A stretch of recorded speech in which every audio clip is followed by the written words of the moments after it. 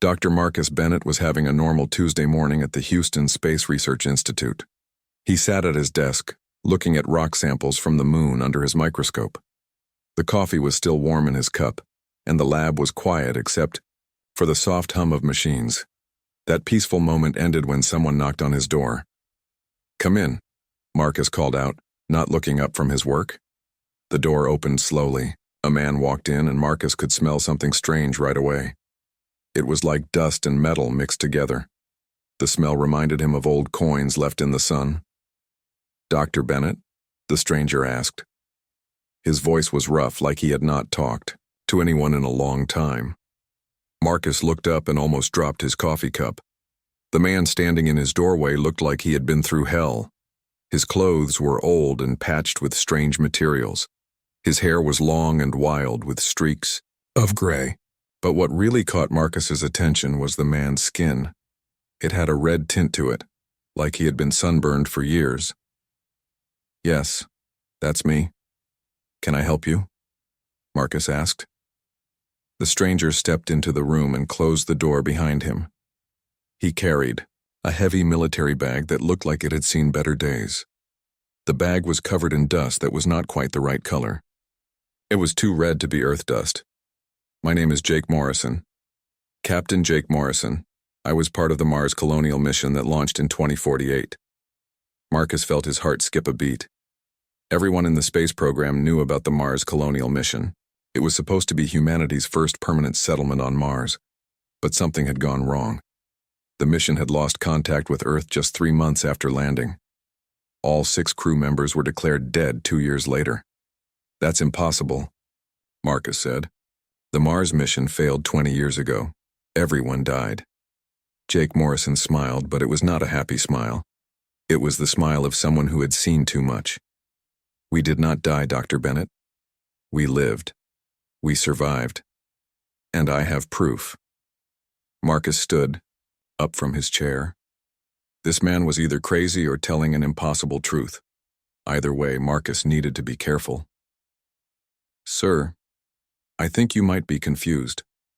The Mars mission was a tragedy. There were no survivors." Jake set his bag down on Marcus's desk with a heavy thud. The dust from the bag made Marcus sneeze. It smelled different from any dust he had ever encountered. It smelled alien. "Open your mind, Dr. Bennett. Look at me. Really look at me." Marcus did look. The man's eyes were different. They were clearer than normal human eyes, like they had adapted to bright light. His breathing was different too. It was slower and deeper, like his lungs worked harder to get oxygen from thin air. "How did you get here?" Marcus asked. "I came back on a supply rocket that was supposed to be unmanned. I hid in the cargo bay for the 6-month trip. It nearly killed me to come back to Earth's thick air and heavy gravity." Jake opened his bag. The first thing he pulled out was a glass container filled with red soil. But this soil was different. As Marcus watched, tiny lights flickered inside it like fireflies. "This is Martian soil," Jake said. "But not the dead soil your Mars rovers found. This soil is alive. It has bacteria in it that Earth has never seen." Marcus moved closer to look at the container. The tiny lights were beautiful and terrifying at the same time. "This could be faked," he said. But his voice was not as sure as before. Jake pulled out more containers. Some had strange crystal formations that seemed to glow with their own light.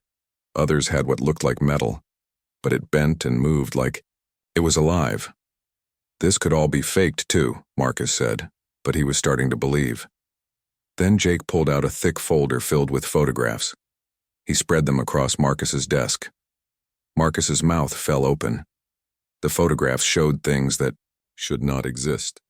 There were huge underground caves filled with green plants growing under artificial suns. There were buildings made from metal and stone that looked both human and alien at the same time. There were people in the photographs, humans working and living in impossible places. But the most shocking photographs showed the people working alongside creatures that were definitely not human. These beings looked like living crystal trees with branches that moved like arms. They had patterns of light running through their bodies like veins. "Who are they?" Marcus whispered, pointing at the alien creatures. "The Zephyrians," Jake said. They saved our lives. They taught us how to live on Mars. They became our partners. Marcus picked up one photograph that showed a large underground city. Hundreds of people were visible, working in gardens and workshops. The city looked like it had been there for decades, not just 20 years. How many people are there now? Marcus asked. Over 300 humans, plus thousands of Zephyrians. We built something amazing together, Dr. Bennett. We built the first truly interplanetary civilization. Marcus's hands were shaking as he looked through more photographs. Everything he thought he knew about Mars and space exploration was wrong. If these photographs were real, then humanity had already succeeded in colonizing another planet. Why did you come back? Marcus asked. Why leave paradise to come to a world that thinks you're dead? Jake's face became serious. Because they're dying. The Zephyrians are dying and they need help. Earth has resources and knowledge that could save them. But more than that, we've learned things that could change everything for humanity. Clean energy, life support systems that work anywhere, technology that could let humans live on any world in the galaxy. That's impossible, is it? Jake asked. He pulled a small cube from his bag. It was about the size of a golf ball and seemed to be made of living crystal. He set it on Marcus's desk and it began to glow softly. This is a Zephyrian fusion generator. It's alive and it can power this entire building for a year. The Zephyrians taught us how to grow them. Marcus stared at the glowing cube. If it was real, it represented technology that was centuries ahead of anything on Earth. I need to call someone, Marcus said. This is too big for just me. Call whoever you need to call, Jake said.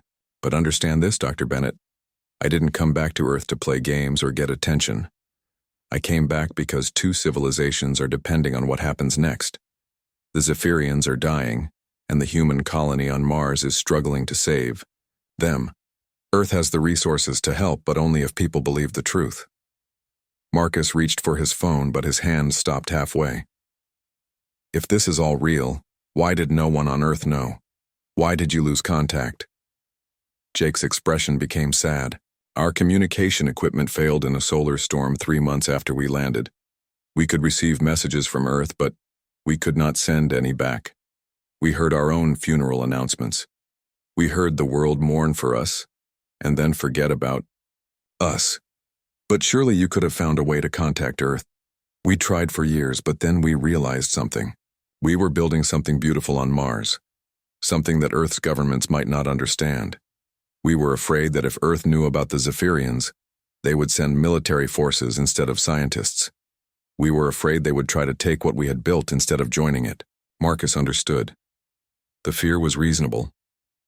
Governments often reacted to new discoveries with suspicion and force. So why come back now? Because time is running out. The Zephyrians won't survive another 5 years without help. And the technology they've shared with us could solve most of Earth's problems. Climate change, energy shortages, space exploration, everything. But it has to be shared freely, not hoarded by governments or corporations. Marcus finally picked up his phone. I'm calling Director Hayes. She needs to hear this. Jake nodded. Call whoever you need to call. But remember, Dr. Bennett, what happens in the next few days will determine whether humanity takes its place among the stars as a species worth respecting, or whether we become just another planet that destroyed its chances for greatness. As Marcus dialed the number, he looked at the impossible evidence spread across his desk. The glowing soil, the alien crystals, the photographs of a thriving Mars colony, and most of all, the man who claimed to have lived 20 years on another world. Everything was about to change. Director Linda Hayes arrived at the Houston Space Research Institute within an hour of Dr. Bennett's phone call. She had been running the institute for 15 years and had seen many strange things, but nothing had prepared her for what she found in Marcus's lab. Jake Morrison sat quietly in a chair looking tired but patient. The evidence was still spread across the desk like pieces of an impossible puzzle. Linda picked up one of the photographs and studied it carefully. It showed a woman with graying hair working in what looked like a vast underground garden. The plants were green and healthy, growing under artificial lights. This woman, Linda said, pointing at the photograph. She looks familiar. That's Captain Lisa Roberts, Jake said. She was our mission commander. She's still alive and leading the colony. Linda felt her knees go weak. Lisa Roberts had been her friend in college. They had trained together for NASA missions before Linda moved into administration. Seeing her alive in a photograph from Mars was like seeing a ghost. "Tell me everything," Linda said, pulling up a chair. "From the beginning." Jake took a deep breath. His voice was steady, like he had practiced this story many times in his head. The first 3 months on Mars went according to plan. We set up our base, ran our experiments, and sent daily reports back to Earth. Captain Roberts kept us focused on our mission goals. Engineer Danny Cruz worked on the life support systems. Scientist Karen Walsh studied the soil samples. Dr. Alan Foster took care of our health. Pilot Michelle Davis maintained our equipment. And I documented everything as the mission biologist. Linda nodded. She remembered all those names from the mission files. Then the solar storm hit. It was bigger than anything Earth had predicted. Our main communication dish was destroyed. Our backup systems failed. Within 6 hours, we lost all contact with Earth. "Why didn't you try to come back immediately?" Linda asked. Jake laughed, but it was not a happy sound. "With what?" "The solar storm damaged our return vehicle too. The fuel cells were dead. The navigation system was fried." Captain Roberts ran the numbers. "We had 2 choices. Try to launch with broken equipment and die in space, or stay on Mars and try to survive until Earth could send a rescue mission. So you chose to stay. We chose to live." Roberts made the decision and we all agreed. We thought Earth would send help within a year or 2. We just had to survive until then. Linda looked at more photographs. They showed the progression of the Mars colony over many years. Early pictures showed 6 people in small metal shelters. Later pictures showed dozens of people in larger buildings. "How did you survive?" The mission was only planned for 18 months. The automated supply missions kept coming. Earth thought they were failing because they received no confirmation signals from us, but they kept launching them anyway. Every 6 months, another cargo pod would land with food, equipment, and supplies. We were getting resources meant for a failed mission. Jake pulled out a thick notebook filled with handwritten records. I documented everything. Every supply, drop, every day of survival, every discovery we made. This notebook contains 20 years of human life on Mars. Linda flipped through the pages. The handwriting was small and careful. There were technical drawings, weather records, and detailed notes about daily life. It was the kind of record a dedicated scientist would keep. "When did you first encounter the Zephyrians?" Linda asked. Jake's expression changed. For the first time since arriving, he looked excited. 6 months after we lost contact with Earth. We were exploring a deep canyon about 10 kilometers from our base. Danny had detected unusual energy readings coming from underground. We went to investigate. He pulled out a photograph that made Linda gasp. It showed the entrance to a massive cave system. The walls seemed to glow with their own light, and strange crystalline formations covered every surface. We found their city by accident. Captain Roberts ordered us to approach carefully. We had weapons, but we hoped we wouldn't need them. The Zephyrians came out to meet us. What did they look like? Jake showed her another photograph. The creatures were unlike anything Linda had ever imagined. They were tall, maybe 3 meters, high, and their bodies looked like living crystal trees. Patterns of light moved through their translucent skin like slow lightning. They communicated through light patterns, Jake explained. It took us months to figure out how to talk to them. Danny was the first one to make contact. He's always been good with codes and patterns. What did they want? To help us. Their species has lived on Mars for thousands of years, deep underground where the planet is still warm. They had been watching our rovers and satellites for decades, waiting for humans to arrive. They wanted to meet us. Linda studied the photographs more carefully. In several pictures, humans and Zephyrians were working together on various projects. The cooperation looked natural and comfortable. They taught us how to survive on Mars, properly. How to find water deep underground. How to grow food in Martian soil. How to build shelters that could last for centuries instead of just months. Jake pulled out more evidence. There were samples of food grown on Mars, pieces of building materials that seemed impossible, and tools that looked both human and alien. The Zephyrians shared their technology with us freely. They had fusion generators that were actually living organisms. They could create breathable air from Martian atmosphere. They had medical treatments that could help humans adapt to Mars conditions. Adapt how? Jake rolled up his sleeve.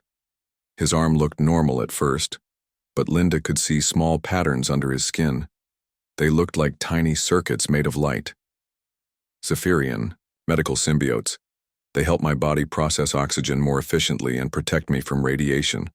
All the colonists have them now. They're what let us survive on Mars long term.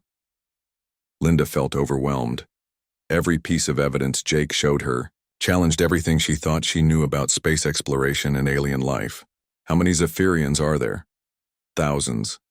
Their city extends for hundreds of kilometers through Mars's underground cave systems. But their population has been declining for centuries. They're a dying species. Why are they dying? Jake's expression became sad again. Mars is cooling down. The planet's core is not as active as it used to be. The Zephyrians need the planet's natural energy to survive. As Mars gets colder, fewer of them can live. And they can't leave the planet? They're connected to Mars in ways we don't fully understand. They're part of the planet's ecosystem. If Mars dies, they die with it. Linda looked at the glowing cube Jake had shown Dr. Bennett earlier. But they have incredible technology.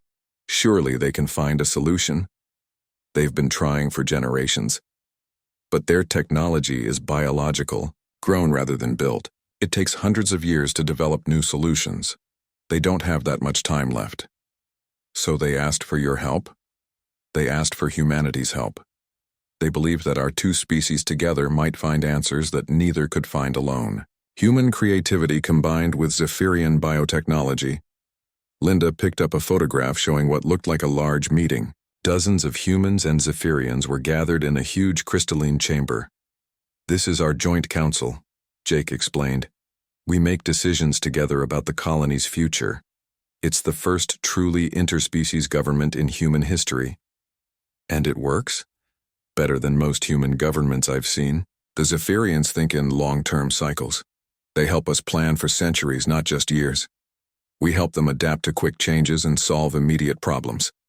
Linda set down the photographs and looked directly at Jake. Why did you really come back? You could have lived the rest of your life on Mars. Jake was quiet for a long moment.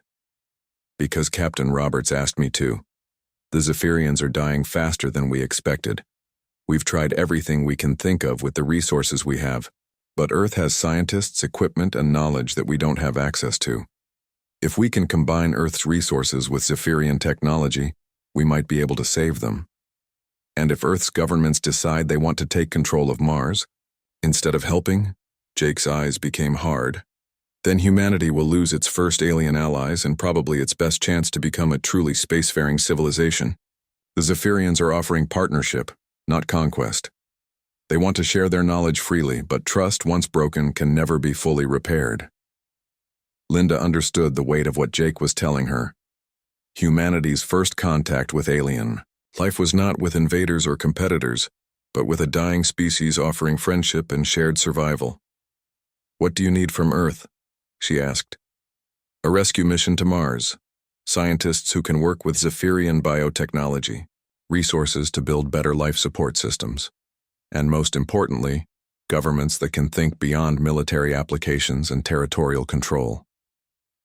Linda knew this was bigger than her institute, bigger than NASA, maybe bigger than any single government. I need to call Washington. They need to know about this immediately.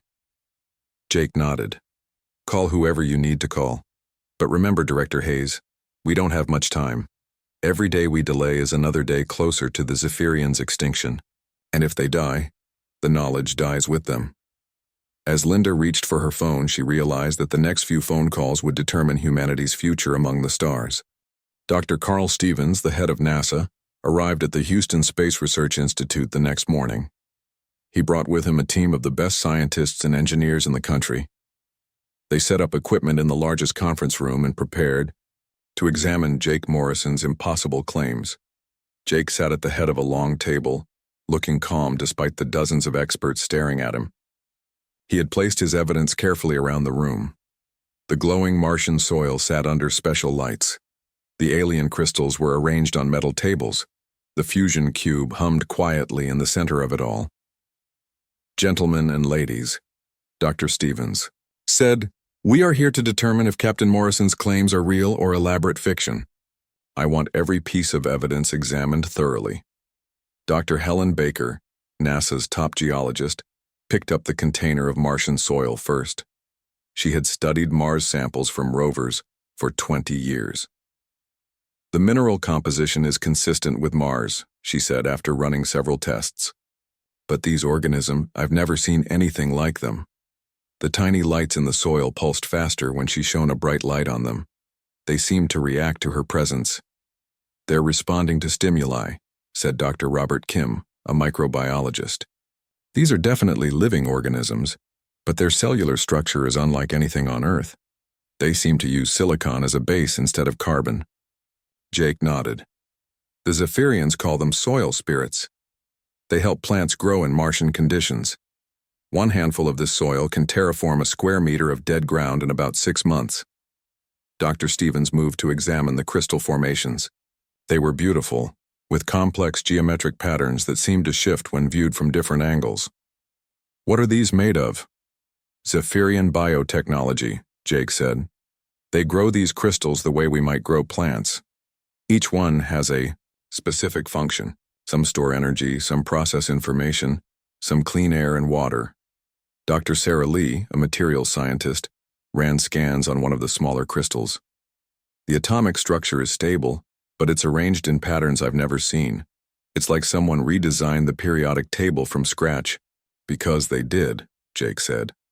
"The Zephyrians don't just use materials as they find them. They reshape matter at the molecular level to do what they need it to do." The fusion cube drew the most attention. It was small enough to hold in one hand, but the energy readings it produced were incredible. "This is impossible," said Dr. Tom Wright, a nuclear physicist. "According to my instruments, this device is producing more energy than a small nuclear reactor, but with no radiation and no waste products." Jake picked up the cube carefully. "It's not a device, it's alive. The Zephyrians bred it specifically to convert matter into energy safely. It feeds on any organic material and produces clean fusion power." "Show us," Dr. Stevens said. Jake took a piece of paper from the table and fed it to the cube. The paper disappeared into the crystal surface, and the cube's glow became brighter. The energy readings on Dr. Wright's instruments increased immediately. "It just ate paper and turned it into nuclear energy," Dr. Wright whispered. "That shouldn't be possible." "The Zephyrians have been doing this for thousands of years," Jake said. "They don't build technology, they grow it. Every tool, every machine, every power source is a living organism designed for a specific purpose." "Doctor." Stevens sat down heavily. "If this technology could be reproduced on Earth, it would solve the energy crisis overnight," Jake finished. "No more coal, no more oil, no more dangerous nuclear waste. Clean, unlimited energy from any organic material." Dr. Baker was still studying the soil samples. "These organisms could revolutionize agriculture too. We could grow food in deserts, in frozen tundra, maybe even in space." "We are growing food in space," Jake said. "Mars has the largest hydroponic farms in the solar system now. The Zephyrians taught us how to make any environment suitable for Earth plants." Jake pulled out his notebook and showed them detailed drawings of the Mars colony's agricultural systems. Vast underground caves filled with green plants growing under artificial suns. Irrigation systems that recycled every drop of water. Processing. Plants that turned Martian minerals into plant nutrients. "The colony is completely self-sufficient now," Jake said. "We produce more food than we can eat. We're sending surplus supplies to Zephyrian communities that can't grow their own food anymore." Dr. Stevens looked at the photographs of humans and Zephyrians working together. "How do you communicate with them?" Jake smiled. "They taught us their light language. Watch." He pulled out what looked like a simple crystal pendant. When he touched it, patterns of light began moving through the crystal in complex sequences. The lights pulsed and shifted like a visual form of Morse code. This says, "Greetings and friendship," in basic Zephyrian, Jake explained. Children in the colony learn it as easily as they learn English. The Zephyrians have been learning our spoken languages too. Dr. Kim leaned forward. You mentioned that your body has been enhanced with Zephyrian symbiotes. Can you show us? Jake rolled up his sleeve again. Under his skin, faint patterns of light were visible, like tiny circuits running through his blood vessels. These organisms help my body adapt to Mars conditions, Jake said. They process oxygen more efficiently, protect against radiation, help heal injuries faster, and allow me to digest Martian-grown food that would normally be toxic to humans. Are they changing your DNA? Dr. Kim asked. They're working with my DNA. The changes are beneficial and reversible. If I stayed on Earth for several years, the symbiotes would gradually return my body to normal human baseline. Dr. Lee ran a medical scanner over Jake's arm. His cellular activity is about 30% more efficient than normal human levels. His radiation resistance is incredible. This could revolutionize space exploration. It already has, Jake said. Humans can now live and work on Mars without bulky life support suits. We can explore the entire planet safely. Some colonists have even survived brief exposure to the Martian surface without any protection at all. Dr. Stevens stood up and walked to the window. Outside, Houston looked normal and peaceful. Inside this room, everything humanity thought it knew about science and space exploration was being turned upside down. What do the Zephyrians want in return for this technology? He asked. Survival, Jake said simply. Their species is dying. Mars is cooling down, and they can't live on a dead planet. They need our help to find a solution. What kind of solution? Jake pulled out more photographs. These showed massive construction projects deep in Mars's cave systems, huge machines that looked like a cross between factories and living organisms. We're trying to restart Mars's geological activity. The Zephyrians believe that if we can warm up the planet's core, it will buy them several thousand more years to find a permanent solution. How do you restart a planet's core? Dr. Wright asked. Very carefully, Jake said. The Zephyrians have technology that can manipulate planetary geology, but it requires massive amounts of coordinated effort. The Mars colony has been working on this project for 5 years, but we need more resources and more people. What specifically do you need from Earth? Jake pulled out a detailed list he had prepared. Advanced drilling equipment, more nuclear, engineers and geologists, rare Earth elements that are hard to find on Mars. And most importantly, we need Earth's governments to treat this as a rescue mission, not a military operation. Dr. Stevens turned back to face Jake. What do you mean? By that? The Zephyrians can sense human intentions. They're empathic. If Earth sends soldiers instead of scientists, if governments try to take control instead of offering partnership, the Zephyrians will retreat deeper underground. They'll take their technology with them and wait for humanity to prove it can be trusted. And if they retreat, then they die, and humanity loses its best chance to become a spacefaring civilization. The Zephyrians have technology that could let us live on any planet in the galaxy, but they'll only share it with species they trust. Dr. Stevens looked around the room at his team of experts. Every face showed the same expression, wonder mixed with fear. They were looking at technology that could transform human civilization, but only if humanity proved worthy of it. Dr. Morrison, Dr. Stevens said formally, I'm going to recommend to the President that we launch an immediate mission to Mars. Not a military mission, but a scientific rescue operation. Jake nodded. That's what Captain Roberts and the Colony Council are hoping for. But Dr. Stevens, you need to understand something. This isn't just about saving the Zephyrians or getting their technology. This is about what kind of species humanity wants to be. What do you mean? We're not alone in the universe anymore. The Zephyrians are our first contact with alien intelligence, and they're offering us partnership instead of conquest. How we respond will determine whether humanity joins a community of intelligent species or remains isolated on Earth until we destroy ourselves. Dr. Stevens felt the weight of Jake's words. The next few decisions would shape humanity's future. For generations to come. How long do we have? He asked. Jake looked sad. The Zephyrians' best estimate is 18 months. After that, too many of them will have died for the species to recover. The technology dies with them. Dr. Stevens nodded, grimly. Then we better get started. President Amanda Cole sat in the Oval Office, staring at the classified report that would change everything. 3 days had passed since Dr. Stevens briefed her about Jake Morrison and his impossible claims. The evidence was overwhelming. Humanity had made contact with alien life, and nobody knew what to do about it. Secretary of Defense Ryan Murphy sat across from the president, his face grim. Madam President, we need to treat this as a national security issue. We can't let other countries get access to this technology first. Ryan, we're talking about rescuing American citizens who have been stranded on Mars for 20 years, President Cole said. This should be a humanitarian mission. With respect, Madam President, we're talking about technology that could change the balance of power on Earth forever. Clean unlimited energy, medical treatments that could make soldiers nearly invincible, terraforming technology that could create new worlds.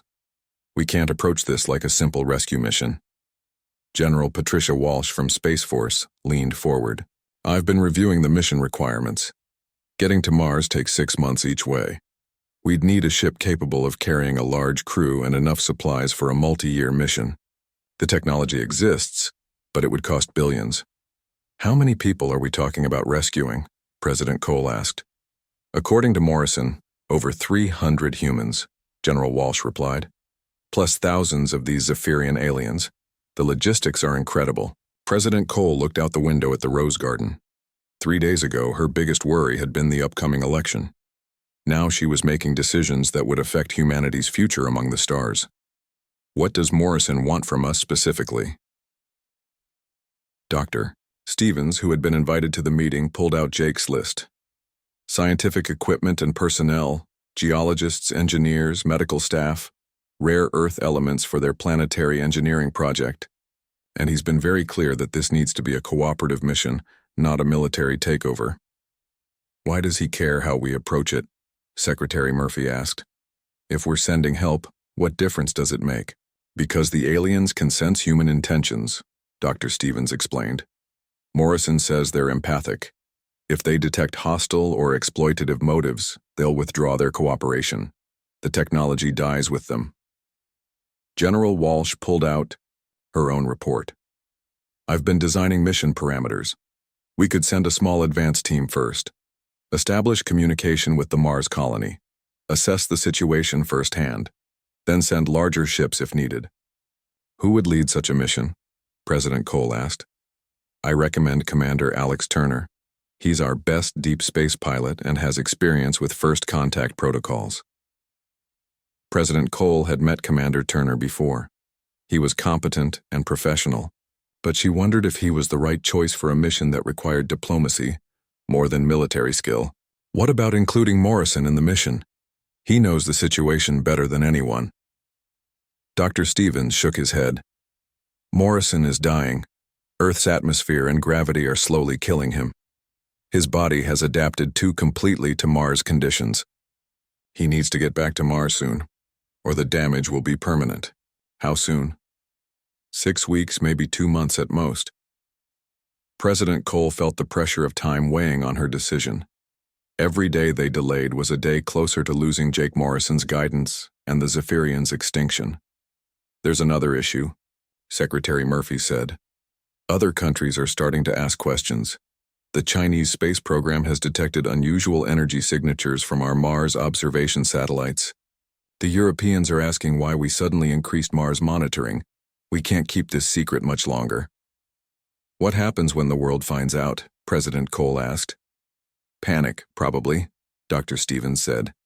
The public isn't prepared for the reality of alien contact. Religious groups, conspiracy theorists, foreign governments all demanding answers. It could destabilize global politics for years. General Walsh had a different concern. If other countries learn about this technology, they'll want access to it. China and Russia would probably launch their own Mars missions immediately. This could start a new space race or worse, a war. President Cole stood up and walked to her desk. On it sat a photo of her daughter, who was studying astronomy in college. She wondered what kind of world she was leaving for the next generation. Morrison mentioned that the Zephyrians are offering partnership to humanity as a whole, not just to America. What if we approached this as an international effort? Secretary Murphy looked alarmed. Madam President, with respect, this technology could make America the most powerful nation on Earth. Why would we share that advantage? Because maybe that's exactly the kind of thinking that could destroy this opportunity, President Cole said. Morrison warned that the aliens judge species by their character, not their military power. If they see us fighting over their technology instead of working together to save them, what message does that send? Dr. Stevens nodded. Morrison was very clear about this. The Zephyrians have been watching human behavior through our television and internet signals for decades. They know how we treat each other. Their decision to trust us will be based on how we handle this first contact. So what do you recommend? President Cole asked. A joint international mission, Dr. Stevens said. American leadership, but with scientists and resources from multiple countries. Show the Zephyrians that humanity can cooperate when something important is at stake. General Walsh looked skeptical. That would slow down our response time. Every country would want input on mission planning. We could lose months to international politics.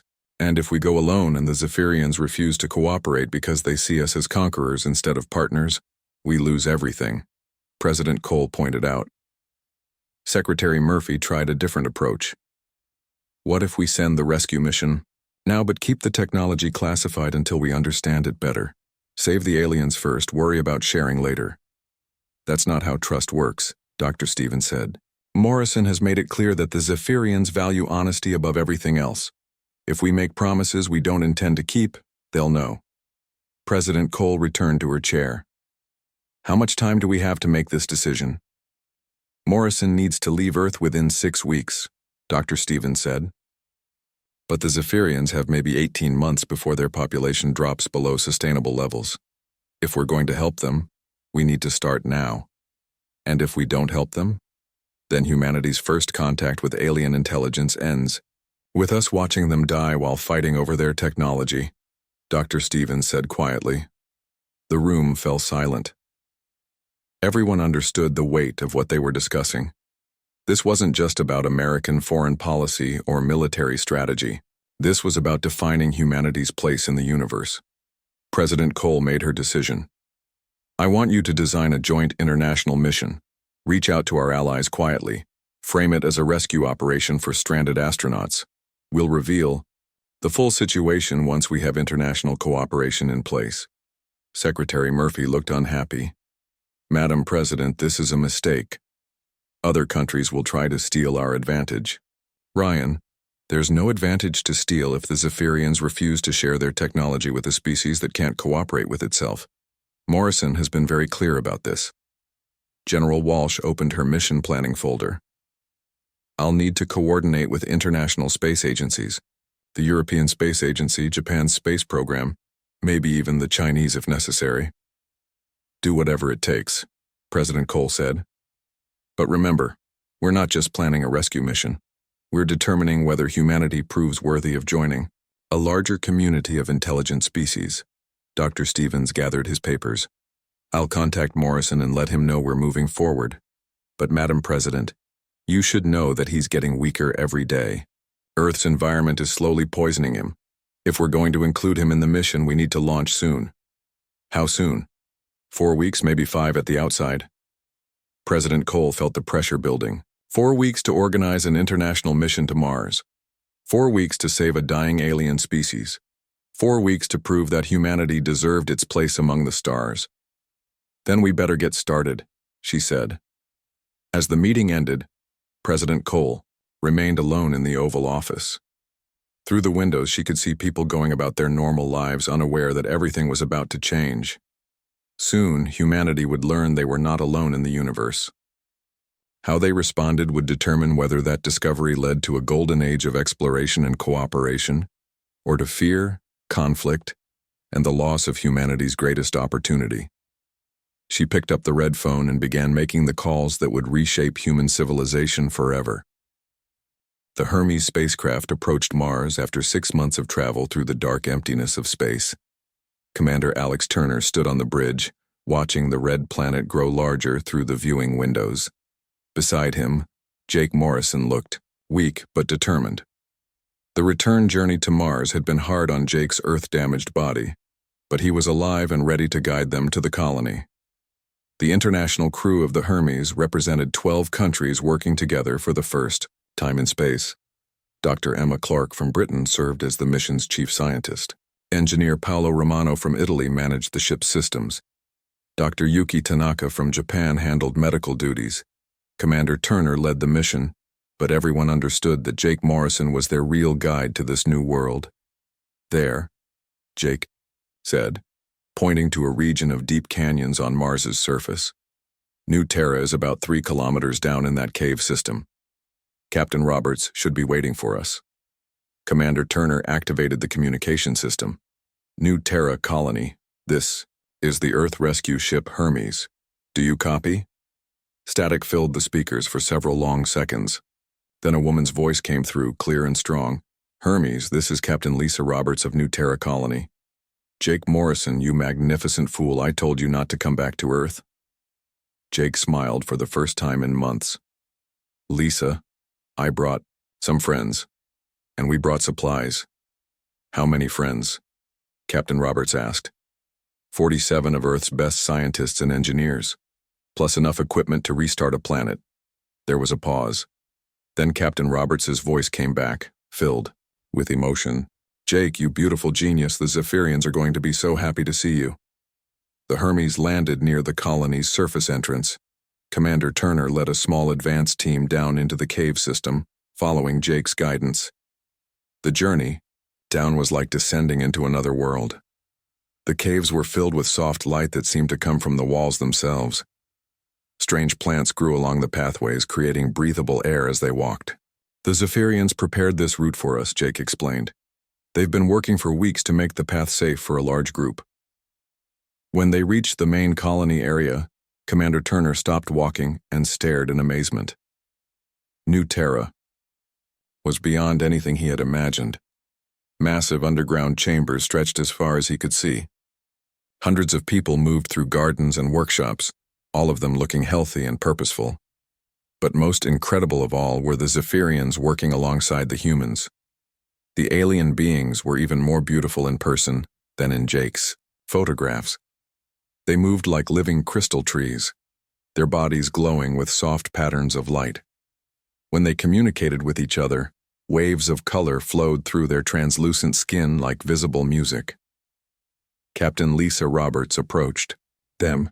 She looked older than in the photographs, but strong and confident. Behind her walked a Zephyrian whose light patterns pulsed in what Jake had taught Commander Turner was a greeting. Welcome to New Terra, Captain Roberts said. This is Elder, crystalline of deep roots. She speaks for the Zephyrian Council. The Zephyrian's body shimmered and patterns of light moved through her crystal skin. Jake stepped forward and pulled out his communication crystal. Light patterns flowed between Jake and the Elder, a conversation in pure color and motion. She says the Zephyrians are grateful that Earth has come to help, Jake translated. But she wants to know if Earth's people come as partners or as conquerors. Commander Turner had been briefed about this moment. Everything depended on his answer.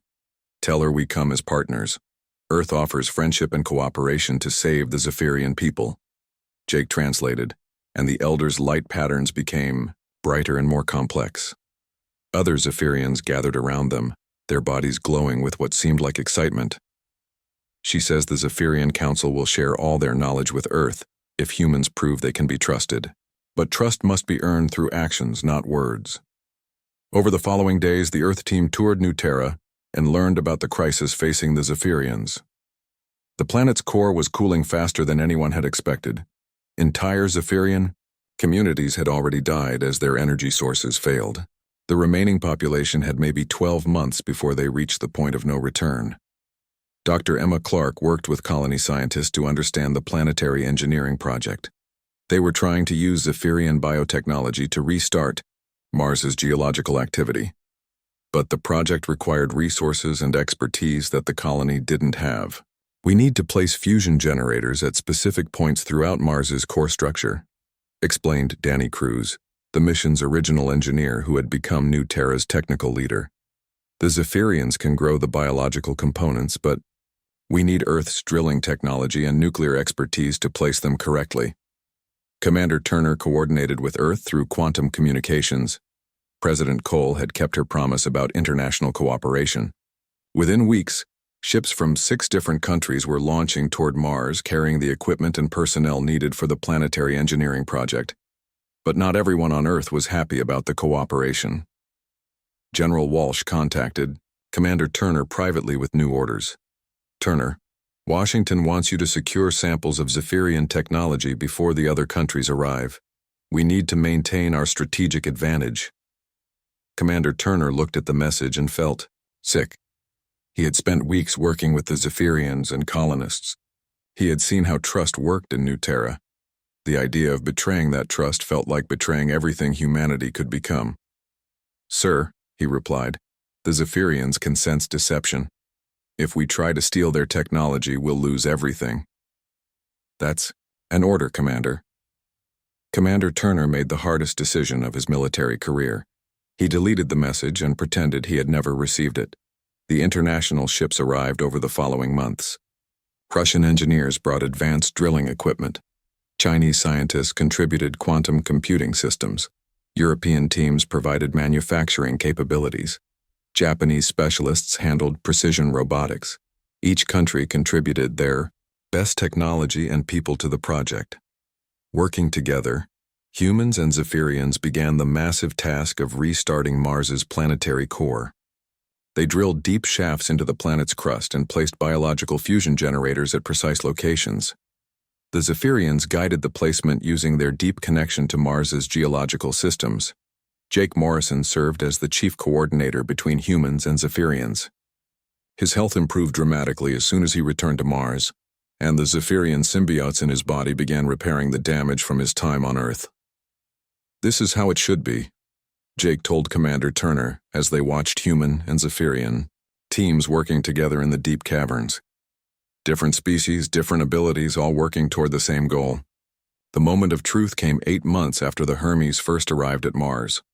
All the fusion generators were in place, connected through Zephyrian biotechnology into a planet-wide network. If the project worked, Mars's core would begin warming, again, giving the Zephyrians the energy they needed to survive. Elder Crystalline of Deeproot stood in the center of New Terra's main chamber, surrounded by humans and Zephyrians from across Mars. Her body began to glow brighter as she connected to the planetary network through her species' collective consciousness. Light patterns flowed through every Zephyrian in the chamber as they joined their mental energy to activate the fusion network. The chamber filled with colors that had no names in human language, a symphony of light that represented an entire species reaching out to save itself.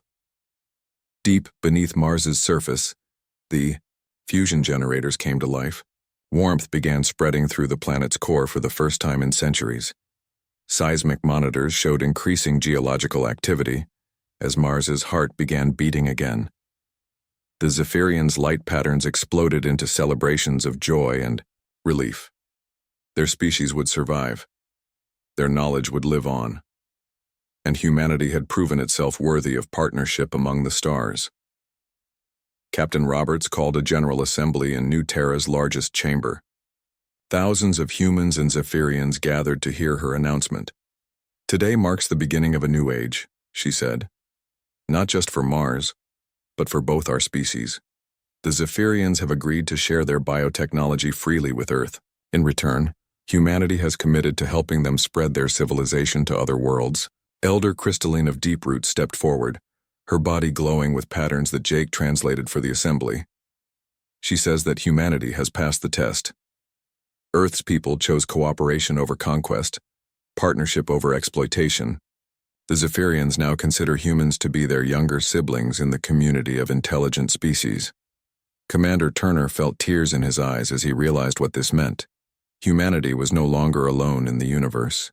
They had found their first alien family, and together they would reach for the stars. The news reached Earth through quantum communication channels. President Cole announced humanity's first contact with alien life in a broadcast that reached every nation on the planet. The reaction was everything she had feared and hoped for: confusion, fear, wonder, and ultimately, hope. Jake Morrison stood in New Terra's observatory, looking up through the crystal dome at the stars above Mars. Beside him,